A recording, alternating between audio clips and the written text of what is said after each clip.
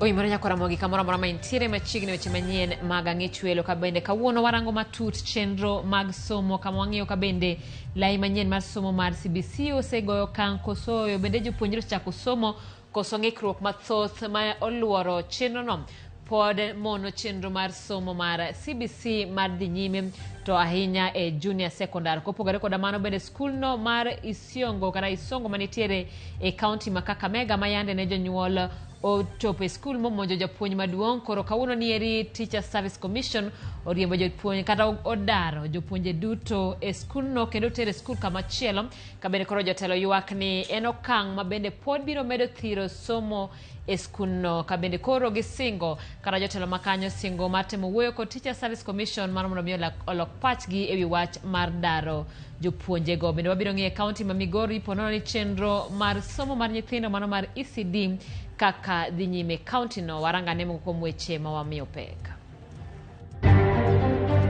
Naye mume wakati alipata hii habari aliweza kunyemelea bibi asubuhi kabla hajaenda shuleni na akamduga kisu.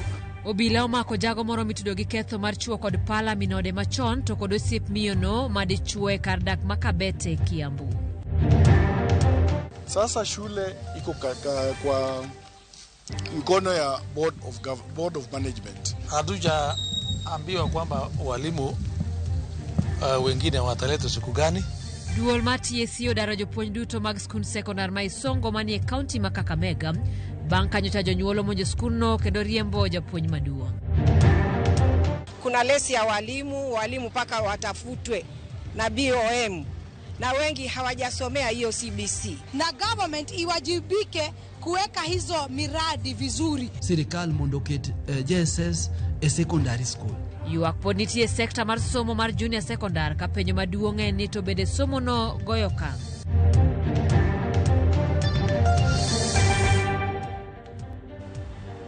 Ramogi tudiko do namba marote machok manaria de kauchiel nono bende yudo wakanye mbui mag oganda kama tingo Facebook wantie chiel ka chiel YouTube Ramogi TV bende yudo wakanyo e Instagram ka chiel koda X Ramogi TV machigni nyinga Simfros Okinda jaloko marwa Belinda Adhiambo. Kawachako ene jumbe ariyo bang' yepo mag skunde jonyuol mag jopuonjre mag JSS ywak ni somo pod onge skunde kamoko to ywak ni mondo pod skunde gi mar chiwo somo mar JSS.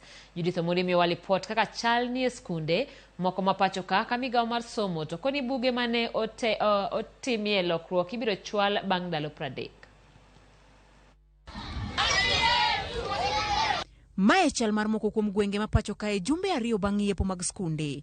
Jonyuol jopuonjre skund primar Masagana Muslim e county ma Kirinyaga obago ng'anyo mar kwedo okang' mane okaw kod migawo mar somo mar tamo skunduno thuolo mar bedo kod junior secondary higa mar 2. Saa hizi kuna empty classes. Hizo empty classes wanataka ziende wapi? Alafu second ukienda Lower Sagana unaambia classes zimejaa. Sisi tupeleka watoto wapi? Waende wakaanguka kwa mtu wakienda dhani. Na secondary tupatiwe classes siko. Waambie serikali tuko na shida. Na zini asura. Kwanza asura ile mbaya na ndio tulisakwa hii asura. Atupatie haki yetu. Hatuna shule, watoto wetu wako nyumbani. Hakuna kwa kupeleka watoto. Kwenye tunapeleka watoto wanafukuzwa, hatuna pesa. E counties mamoko kama jopuonjre dhi e skunde, jonyuol koni somo pod onge malong'o, chutho nikech nok mar jopuonj kod buge mag chwalo somo. Ameingia grade 8. Lakini from the opening ilikuwa hawajasoma, kuna lesi ya walimu paka watafutwe na BOM. Na wengi hawajasomea hiyo CBC. Lakini Minister Mashogu akusanya walimu wote wenye wako interested wafuzwe hii msimu wa CBC na government iwajibike kuweka hizo miradi vizuri. Kweli serikali haikuwa tayari kwa huu msimu wa CBC. Ilifaa ifanye mikakati bora zaidi ama ingetupilia mbali, kwa sababu ukiangalia CBC imebakia wale watu wachache mabwanyenye, lakini kwa mtu wa kawaida CBC ni ngumu sana. Waka okang mar timo limbe skunde, thothgi ok miwa thuolo mar donjo, mar rango kaka somo dhi nyime. Wachago kod skund primar ma Migori Muslim manie kaunti ma Migori. Nyithindo mag grade 7 mosedonjo sani 23 kata ka pene duoko gi pok no wuok.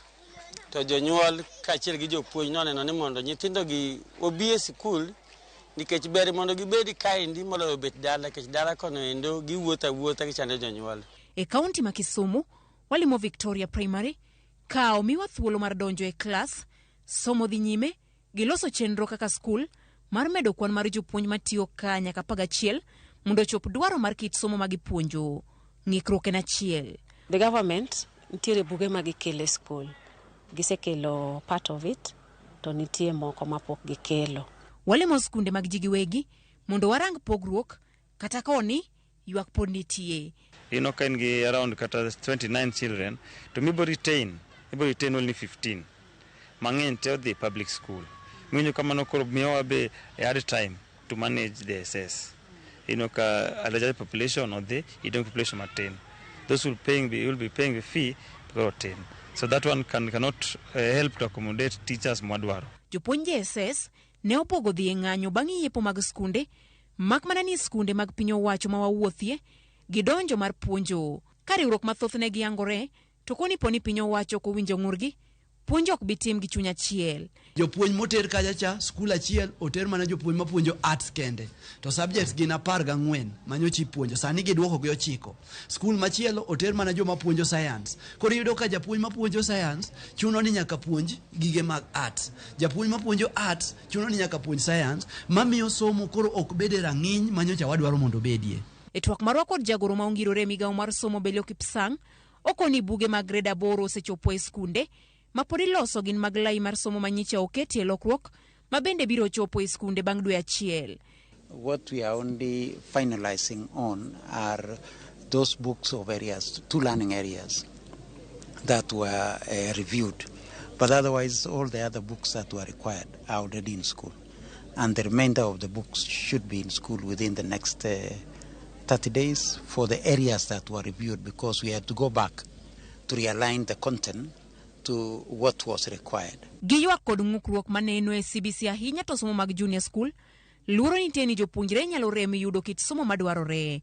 Ka riwruoge mag somo kaka Kupet to sayo piny owacho kuom weyo somo go e skunde mag primar. Kaka luore kaka Kupet wanyiso sirikal mondo oket JSS e secondary school, nikech secondary school emane nigi human resource, jogo ma jopuonj manyalo puonjo e puonjo issues mag JSS, to secondary bende mane nigi kuonde mag somo kaka laboratory, libraries, workshops, gik makamago ina yudore e secondary. Higani TSC ne oyango ni medruok mar grade mar 8 okelo bugo mar jopuonj 42,117 e skunde mag junior school.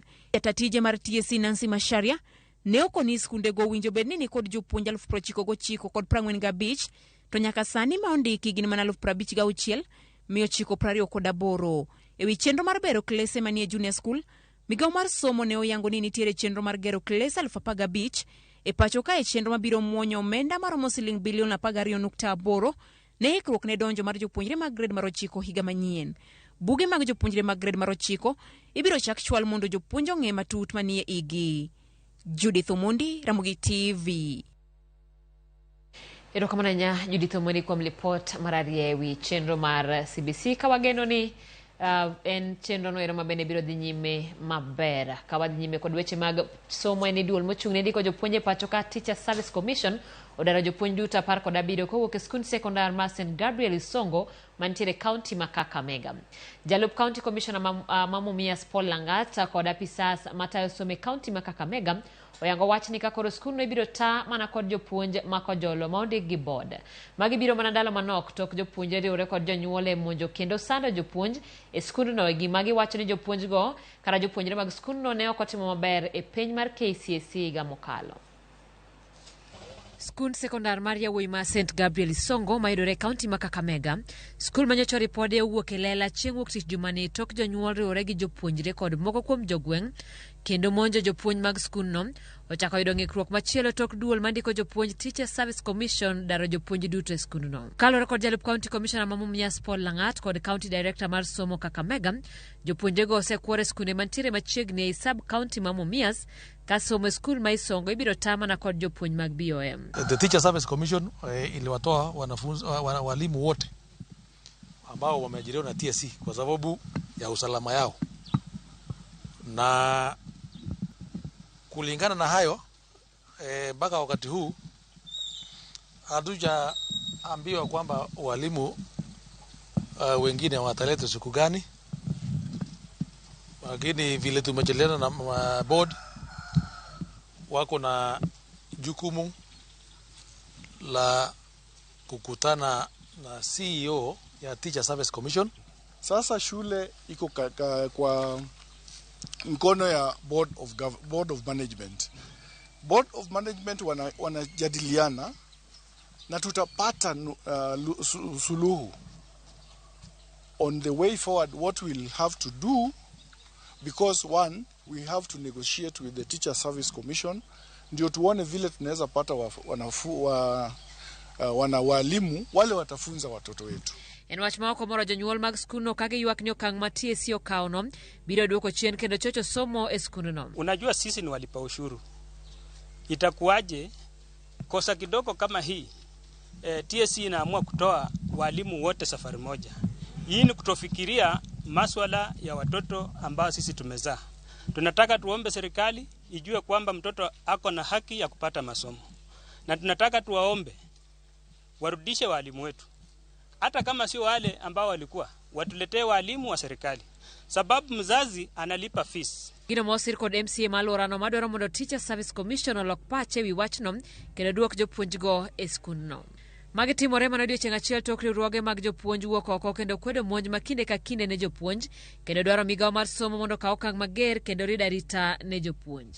And we are telling Teacher Service Commission, it is time that you now withdraw principals and head teachers of institutions who are being threatened by leaders who incite the general public to take unlawful action against employees of Teacher Service Commission.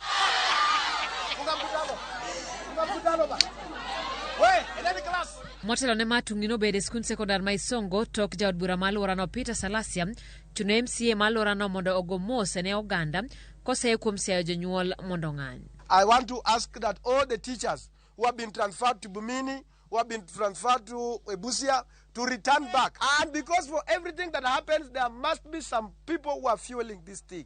Those people didn't come here by accident. I want the area MCA who is here to come and apologize to the nation right now for also being part and parcel for whatever happened here. I want you to come here, apologize to the nation because you did these things without my knowledge. I'm the leader in this constituency, so come and apologize to the nation. You want this school to proceed. Wadhi e kaunti ma Migori kama ywak owuok kuom moko kuom jokanyo ni skunde mag nasari kata ECD e kaunti no po nitiere kod midhiero moting'o nok mar klese, jopuonj, gige somo kod mamoko. Ka piny owacho mar kaunti ma Migori to wacho ni gisegoyo okang' maber mar bero chenro mag somo. Jafwambo marwa George Juma nigi lerno. Chenrogo mag somo mag skundego mag nasari kata ECD oket e lwet sirikand loch gwenge kalore kod chike ma pacho kae. En higni 11 nyaka ne mi sirikand loch gwenge thuolo mar tayo chenrogo mag somo e ECDs. Nyaka sani chenro mag somo e ECDs pod thembo e kaunti ma Migori, kata bed ni piny owacho mar kaunti ma Migori wacho ne gisego okang' maduong'.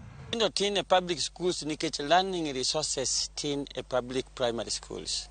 Kidhi e most private schools akibiro ka nitiere osweyo kanyo, nitiere feeding program, nyithindo gi eki gidwaro mondo gichiem, sama gimadho kata mana nyuka to giwinjo ka gimor, gigombo dhi skul. Nok mar klese pod okwako mokum sikunde e kaunti ma Migori. Piny owacho mar kaunti ma Migori wacho ni gisegero klese 635 e kind higni 11 e skundego mag ECDs. Chon iluonge ni nasari, ti iluonge ni ECD. chon iluonge nasari mentie ka chitino ni ECD mitie ikitieke higni 3 joge odgi ok ber wang'eyo maber ni ECD to nie korka county government. In last financial year the 140 mane wachako girumo te onego beni karach kabisa to center ka center bedo gi classrooms 2 to no gibedi classrooms 2 wasetim assessment mwayudo ni wan gi some few schools manyaka sani serikal pok ogero gi classroom kata chiel. Sikunde mag ECDs go bende pod kalo e midhiero mar nok mag gige somo ma oting'o buge kod mamoko. Moko jotend sikunde e kaunti ma Migori wacho ni pogido gigego mag somo kuom higni 2 ma okalo. The things that are used in doing PE where that can be used by the learners for entertainment, those things are still lacking. Materials mano kelno ka indio kel some 2-3 years ago.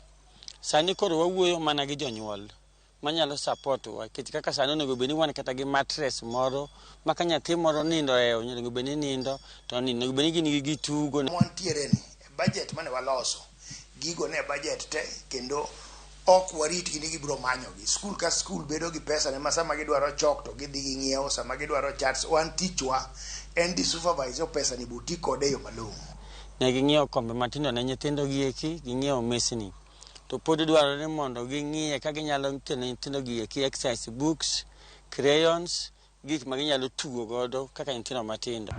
Moko kuom sikunde bende kale midhiero mar nok mag jopuonj kaachiel kod kata kombe ma jopuonje koro nyalo bede. Ok wan gi enough facilities machalo kaka kombe, ok wan godo maber, ok wan gi feeding program pod awache last year. And as a department mar education ne watero kombe bende ma kuom ranyisi kidhi Awendo to nwatero kombe ni schools 7 kidhi Kuria East ne watero kombe ni schools 6 wan gi jopuonj 652 namba no tin kaluwore gi population ma wan go.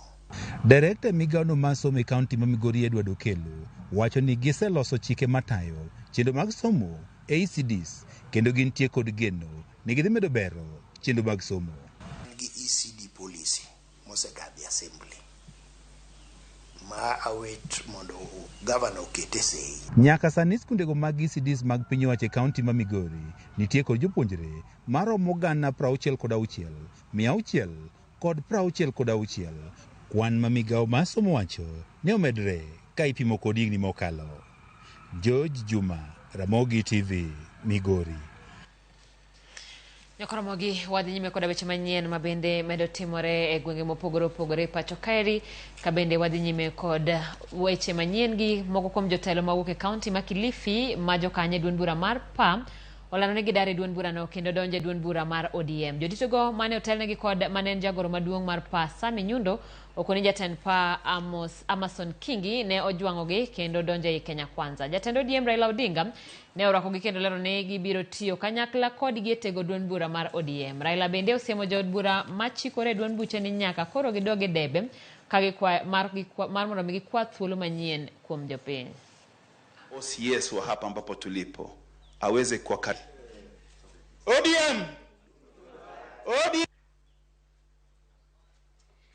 ODM ile jamaa amerudi mpaka kule peke yake, na mimi na furaha sana kwamba mmekuja na hata kifunguo mmeleta,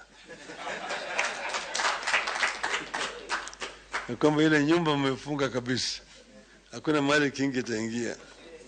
Akipiga hodi hapana. Sasa akibaki pale abaki peke yake, sivyo?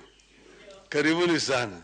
Sasa ndani ya Kilifi wana ODM nyinyi wenyewe mtakuwa pale na coordinators wawili wa kufanya uchaguzi wa pale wa chama, ili kusiwe kwamba mtu ambaye hana habari yoyote masuala ya pale ndani hayajui vizuri aje aseme kwa sababu yeye ni katibu mkuu wa chama certificate tunampa huyu si huyu. Sote tuko timu moja sasa, sote ni watu tumerudi nyumbani, watoto wa baba. Chama cha watu wote kipi bora?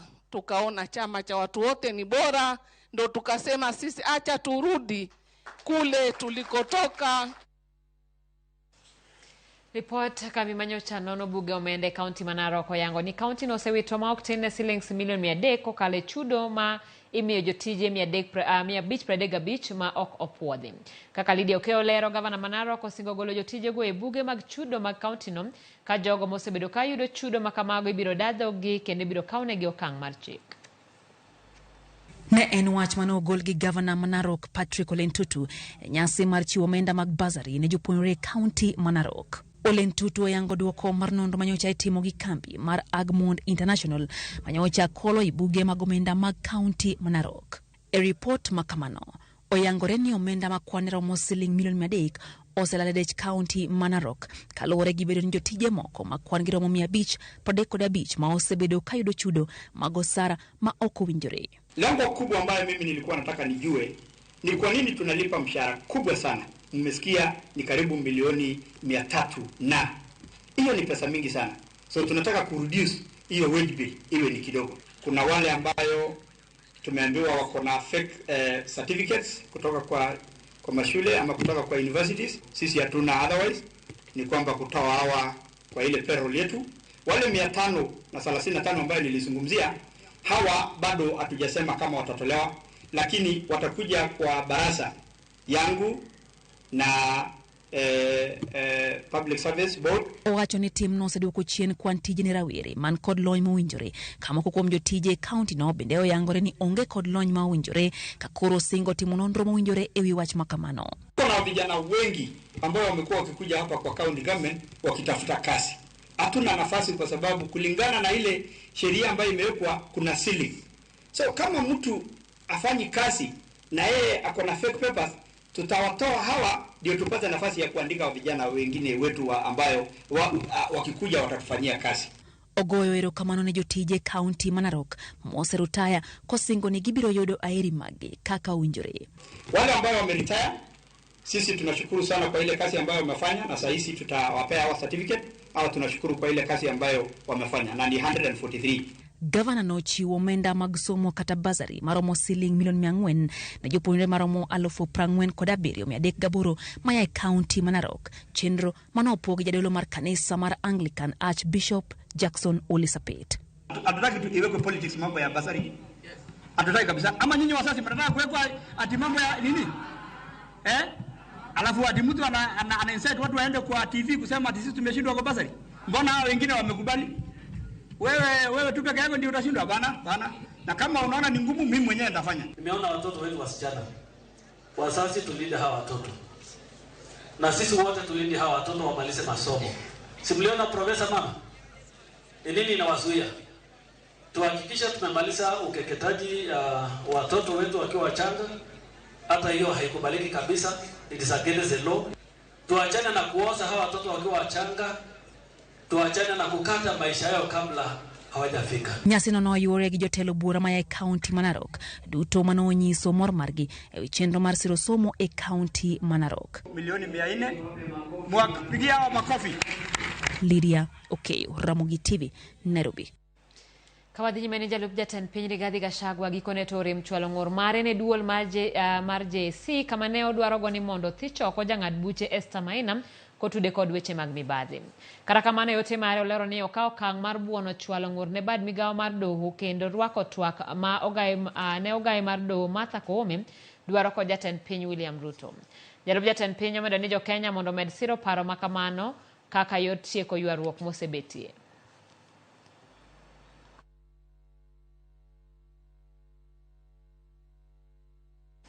Wadhi kaunti ma Murang'a kama jokanyo kuku maduong' mochung' ne weche mag ochumi kaunti ma Murang'a ochamo muma e nyasi no ma obagi APC mar gavana mar kaunti no. Jokanyo mar kuku no oting'o ja ohala mang'ula kendo jakom kambi mar Media Services Dr. SK Masharia kod jakom bengi mar Equity Laktar Peter Munga maduto nyiso morgi bang' chamo muma. Chris Owino ni kod ler. Ranyisi makende mar duoko lwedo thuondi kod jolony mag Murang'a e weche mag ohala, somo kod thieth ochamo muma e bwo aput margi manyocha ochuogonegi kod tend kaunti ma Murang'a e lek mar ting'o gi malo e weche mag dongruok.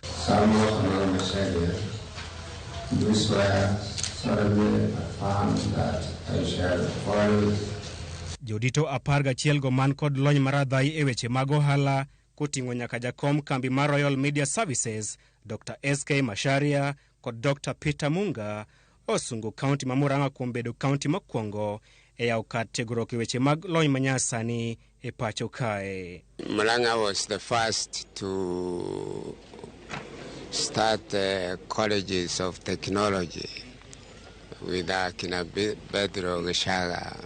I was in the first meeting for Murang'a, and I'm in this meeting for Murang'a. Murang'a was the first to produce a PhD in both East and Central Africa, so it has always been fast, and therefore we are claiming that position as we come, as we are appointed by the governor. Well, we promise Murang'a people to work extremely hard and to take all the opportunities that may come on their way, and that will strengthen their wealth. E nyasi ma otimore e apisi mar gavana ma Murang'a Irungu Kang'ata onyiso morne e lokruok ma kuku ma kamano dhi kelo ne kaunti ma Murang'a e weche mag dongruok. Today is one of the greatest day in Murang'a County. Reason being that our sons and daughters who went out of Murang'a to create employment, businesses to thrive in the academia have decided to come back officially and render value in Murang'a.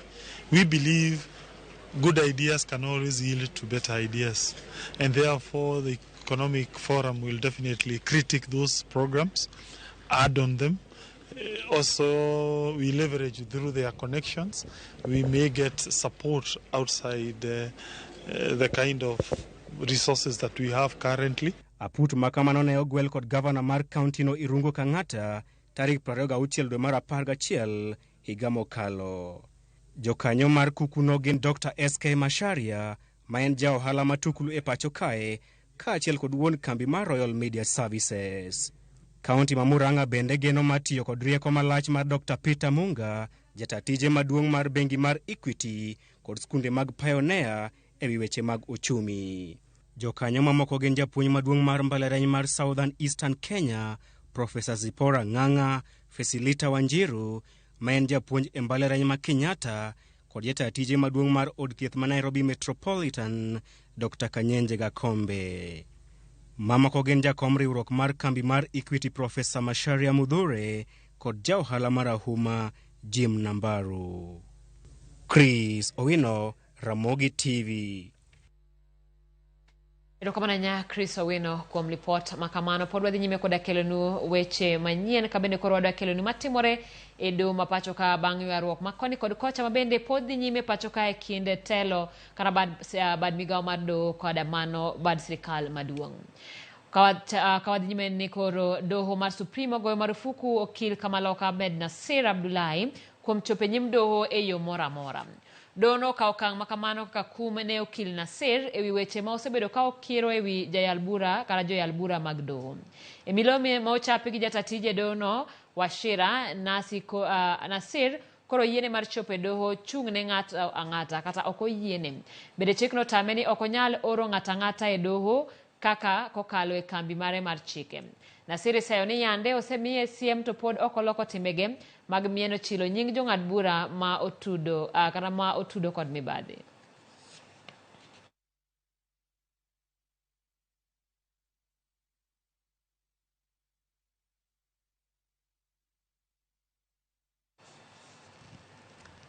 Ramogi waka uyueyo wa mokwongo e chenro mar Ang'i Chwelo sa 1:26 kama neno ka bende woro ote kaeri Ramogi TV an William Nyadawa ka an Kakamega Gashago nego dhi e doho mondo wang'e adiere wachno. Erokamano Otieno Small kawuok Yadh Ngima Suna East Migori County. Ramogi ler mar atari an Steve Nyakwaragai mar Sidindi Siaya Ugenya. Jo Sidindi duto oketo mane Ramogi TV kod jaoda Joyce Achieng' Nyaralego Boro kod nyikwa Hagai duto an Steve Nyakwaragai mar Sidindi. Erokamano na Steve waka uyueyo kik idhi mabor.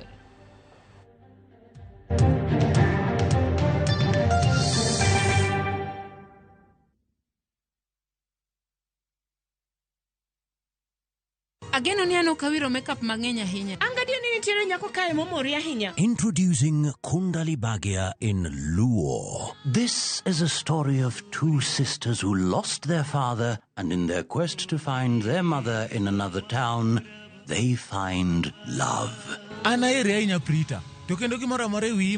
Enjoy this romantic drama of Kundalibagya in Luo on viewsasa.com. Era mit, era odake kindwa.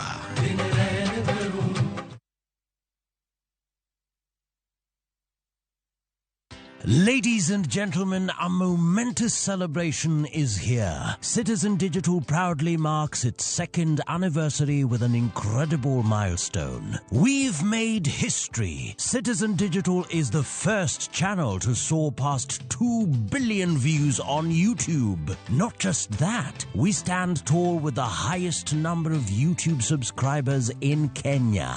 Join us in this phenomenal celebration of achievement, innovation, and incredible support from you, our viewers. Thank you, Kenya, for making Citizen Digital the #1 app for your news, entertainment, and a great deal of engaging content.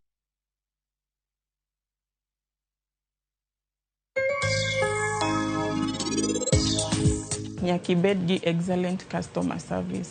Ingeni ki ka customer ukomor kudi to konyal duogo.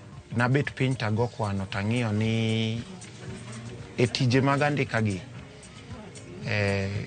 ka ok iyawo paro ni mar mondo mi chak tiji moro to inyalo kwamo kanyo. Ki identify gimihero timo tineno konya keloni pesa chak gimano chak matin. God has a way of rewarding effort.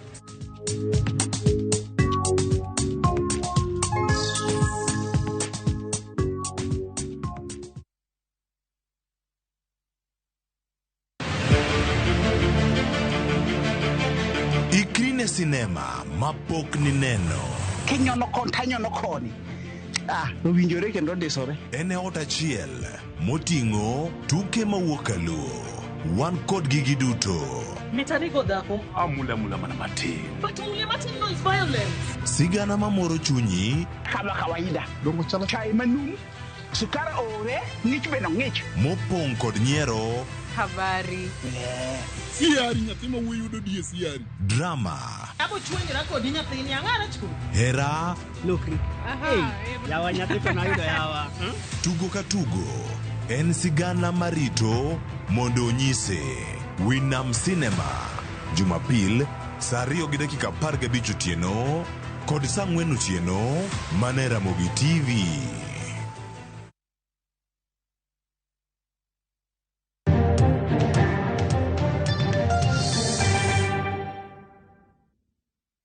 Machiegni kendo nyako Ramogi obila ma Kiambu mako jal moro ma itudo gi monje kendo karamonjo kendo chwoyo gi pala jimokare e gweng' ma Muguga.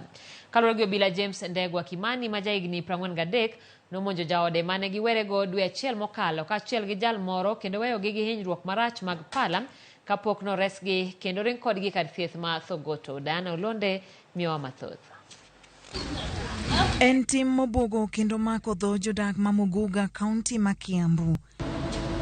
Jal moro ma jahigni 43 moyang nyinge kaka James Ndegwa Kimani iwacho ni nomonjo kendo chweyo pala mane en jaode kaachiel kod dichuo moro kendo weyogi kama rach. Alikuwa ameachana na bwanake na akawa wanashirikiana na mwingine, wakakutwa kwa nyumba asubuhi na ikawa wamendungadungwa na ikawa wamepelekwa kwa hospitali. Sasa ile kushtuka tumestuka ni bwana aliachwa, hataki kuachwa. Bibi alikubali, naye bwana akubali. Na ni makosa kubwa sana watu kuuana. Wachore ni bang' timo tim makamano. Achich nono lorore ot mar rito ngimane. Wira jodak makono nosechopo kama masira notimore. Kendo ne okong'ere gima ne nyalo timore ne achijno. Kulikuwa na watu wengi sana walikuwa wamebojea hapa chini. Akajifungia kwa nyumba mpaka wakati ile polisi waliingia. Osiasa ile alikuja ndiye alimtoa kwa nyumba. Kaluwore gi komanda mar obila ma Kabete Anthony Mbogo mane oyango wachno.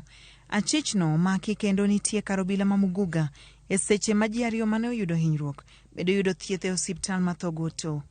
Bibi aliumia kidogo lakini kijana aliumia sana na amepelekwa PCA Thogoto ambako anaendelea na matibabu. Amekuwa arrested na kwa mikononi mwa polisi na DCIA ambaye tuko naye hapa anaendelea kurecord statements za hawa wale waliona tukio likitokea. Diana Ulonde, Ramogi TV. Piny owacho onyisi mondo chaka pedha mar kedo kod jokuo jamni e counties mokiewo kod Isiolo bang' ndalo mane ochiw kod jatend migawo mar arita Kithure Kindiki mondo dhoudi makono olalre kendo duok jamni mane okwal ne wegi rumo. Mage timore kinde maluoro mako chuny jodak ma Kithiga e county ma Laikipia bang' jokuo jamni kwalo malo diek 150 kod dhok 100 e gweng' ma Village 18 odiochieng' alanga. Obila ne orakore kod jokuoge kendo geng'o dhok 6 kod diek 144. Rakruok mane weyo obila achiel ma akicha kod hinyruok mar magina. George Bati Miowale. E gweng' ma Village 18 e county ma Laikipia, jopiny goyo tiklo gi luoro ka ging'iyo gode bang' jokuo jamni monjo jokwath odiochieng' alanga kendo yombo kod maloyo diek 150 kod dhok 100. Jodak onyiso luoro kaluwore kod medruok kuo jamni mitimo kod kweth momanore gi bunde, ka koro gin bende gikwayo sirikal mondo migi bunde mondo girakrego gi jokuo jamni. Tumekaa tukisumbuliwa kwa miaka nyingi na hawa wakora wameniimba mara kama 4, lakini tunashukuru tu Mungu kwa sababu siku ya leo hawakuua mtu hata mmoja. Tungeomba serikali igirie kati kwa sababu kama watu wako na hizo buduki na wamemiliki bila sheria ya serikali, sasa sisi tukaona tuko na shinda. Kama serikali ingetuongeza kila kijana ako na afya nzuri, yote apewe buduki. Jopiny go makoni monj makamano nyotim machiegni kod tesendo bila mag majoni ohum kaluwore kod mwandu mag jiwarita ma okethore ka gikoni kata mana bogi mar lweny mane oter e gwengego mondo mi okonye kedo kod jomaundu okethore kendo lum ochiegni imo. Mahali hizi ng'ombe zimeibiwa ni kama 500 meters kutoka kwa kambi ya GSU. Hapo kwa kambi ya GSU tunasikia kuna kifaru lakini hatuionangi. Ingine kifaru iko Alpha 3 lakini hiyo iliharibika kitambo. Kama hiyo kifaru kingekuwa kinafanya kazi wangesaidiana, maana hawa wakola jinsi wameiba siku ya leo hawakuwa na haraka. Kinde magimedo kwayo mondo med kwano bila ma kicha ma ong'eyo rode ma jomaundu lochorego gi dhok. MCA magidhiga gi Tai Masharia okoni sirikal mamalo kod mar county nyaka makre kanyakla mar loso apeini kaka yor kelo yot ne obila e tayarita. Tuongezee KPL. Juni wao tunaishi na wao hapa na ni wao wanajua vichocholo vyenye hata hao watu wanapita. Sisi tunataka kuuliza serikali, msitufanye maskini serikali kuu na hii ya county. Kama ni hii barabara ya Catline, tusaidiane ili tuhakikishe kwamba imetengenezwa, tuwe na fast mobility ya officers wetu ili waweze kutuokoa wakati mambo kama haya yanaendelea. Bangra kod jokuo jamni kuom seche buora, komanda mar obila ma sub county ma Mirima Henry Mbogo oyango ni nyogi geng'o diek 144 kod dhok 6, kata kamano achiel kuom obila ma kicha ma idendo ni NPR nyoyudo hinyruok. The combined effort by the officers from the Kenya Police, National Police Service, NPL, GSU, QRU, Alpha 1, Alpha 3, managed to pursue those bandits inside the Laikipia Nature Conservancy, whereby they have managed to recover 144 goats and 6 cattle. We had only 1 casualty, but in stable condition have been taken to Nyaruru for further management. Jatend arita no bende okoni odhi wuoyo kod jopiny mondo were kod kwath machiegni kod karito le ma Laikipia Nature Conservancy ma okoni arife ma jokuo jamni tiyogo kaka kar pondo margi. We are going to talk to them because grazing near the conservancy where bandits have made to be their home, it's very risky. Magi timore kinde moganda jodhod Somalia e kaunti ma Isiolo kwayo jatend migawo mar arita Kithure Kindiki mondo landa pedha mar kedo kod jomaundu ahinya to kuo jamni e counties mokiewo kod Isiolo ka gikoni ndalo mane jatend migawo chiwo mondo mi oduok mwandu manokwal oserumo. Tangu siku ile umepatia watu nafasi ya wiki moja, sasa wiki 2 imeisha. Na hii wiki 2 wakati imeisha mpaka wa leo, hata mtoto ya ngamia moja haijarudi.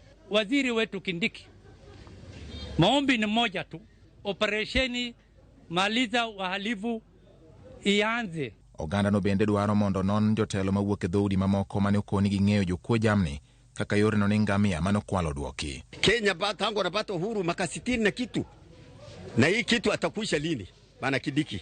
Si tunaomba hiyo operation waendelee, kuanzia leo waendelee. Na hao viongozi ambao walisema juzi tunajua wahalifu wafuatiliwe, waangaliwe. E kinde ni matimbe maundu kod kuo jamni nyandwat mar hoho mar okak pod en wich bar ne sirikal. Jopiny medo golo paro mopogore ka moko dwaro ni chaka pedha mar tieko jomaundu, to moko koni lalruok e kind ogendini makono e yo makare kating to pod odong' ne piny owacho mar neno ni jopiny kod mwandugi orit makare. George Bati, Ramogi TV.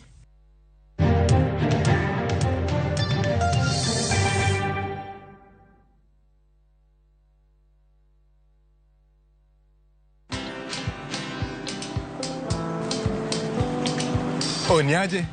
Ni kama unashangaa kwa nini naangalia simu with so much focus, eh? Usishangae sana. Nimekuwa ndani ya story kabisa. Ni kama ile hali ya juzi. Ni kama nilikuwa hapo iki happen.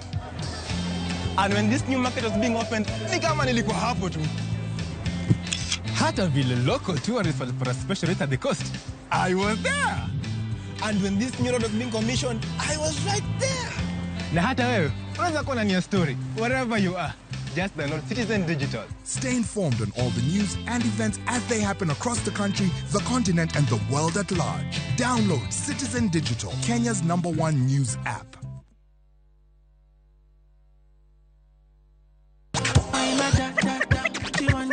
The party's on.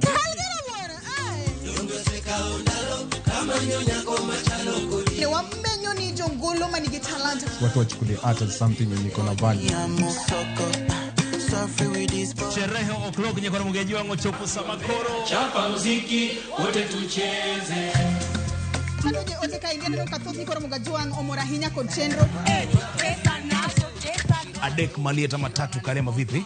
Shirona do, Shirona ni sponsor. I'm a piano. We go shoot. Sold out. Lungani linda mnyenyakati? Lungani kolokolo instrumental. Dagmor, Ngesu Kangesu, Sangwenu Tieno. I feel like they want the best for me.